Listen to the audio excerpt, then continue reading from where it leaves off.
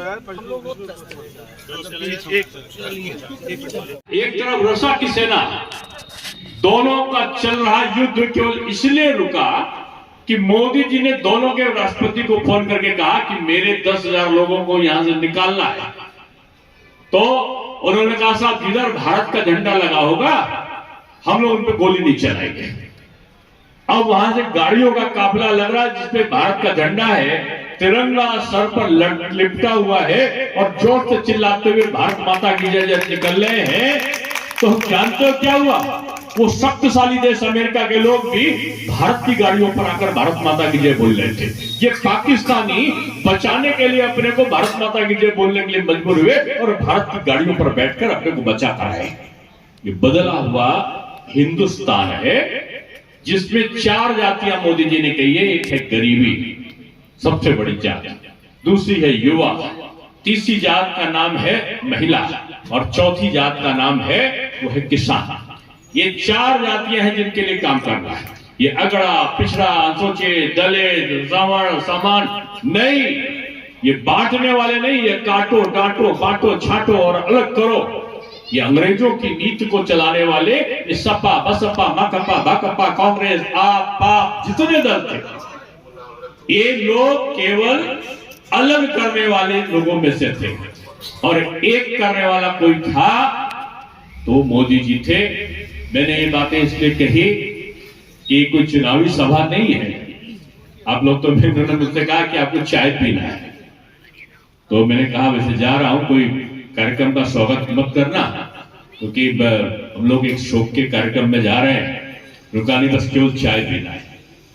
लेकिन चाय के साथ इन्होंने वाय भी यहाँ पर वातावरण को भी एकदम भाजपा में बना दिया। दुबे जी महाराज को मैं बधाई देता हूं कि आपने इतने अच्छे लोगों को यहाँ पर एकत्रित किया। लेकिन एक चीज मैं कहना चाहूंगा कि आज विश्वास रखो, मोदी जी की गारंटी, जो मोदी जी कहते हैं ना, उनकी गारंटी खुद मोदी जी है। और उन्होंने कहा कि 370 हटेगा तो हटा। उन्होंने कहा कि मुस्लिम महिला तलाक का कानून बनाएंगे तो बना। उन्होंने कहा CAA आएगा तो आया।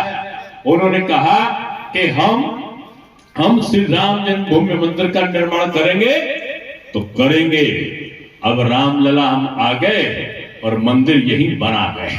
अब रामलला 22 तारीख को विराजमान हो रहे हैं और 22 तारीख को जो रामलला विराजमान होंगे 550 साल के बाद अपने घर को वापस रामलला आ रहे हैं अपने जन्म स्थान पर। तो मैं कह सकता हूं, वैसे तो राम तो कड़कड़ में व्याप्त हैं, कस्तूरी कुंडल बसे मृग ढूंढत बनमाए, ऐसे घट राम है दुनिया देखा दनाए। ये सपा के लोग, ये बसपा के लोग, ये कांग्रेस के लोग, इनको राम जी दिखाई नहीं पड़ते। वो कहते हैं जैसे कोई काला कानून हो।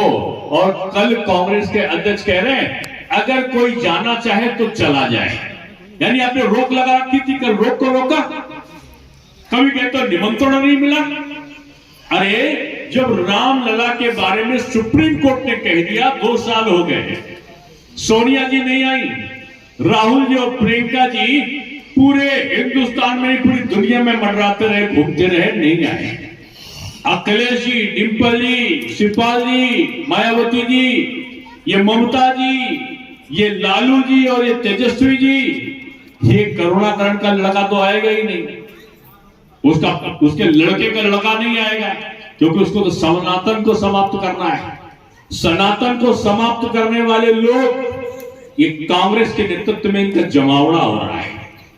जो साउथ यानी जो दक्षिण का राज्य है भारत का, वहां एक पैदा हुआ है उदयनिधि स्टैलिन, वो करुणाकरण के लड़के का लड़का है और वो कहता है, वो कांग्रेस को अपना नेता मानता है और कहता है कि सनातन को हम समाप्त कर देंगे।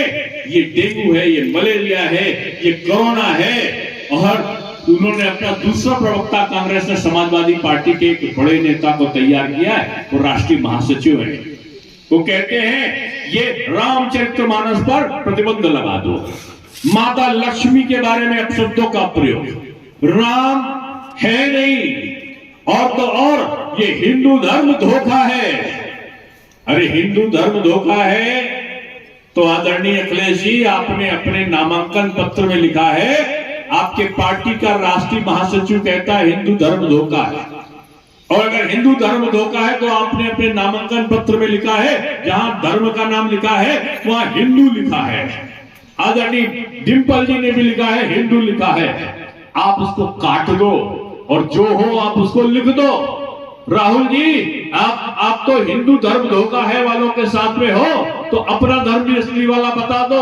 वो दत्तात्रेय जनेऊ वाला धर्म मत बताओ।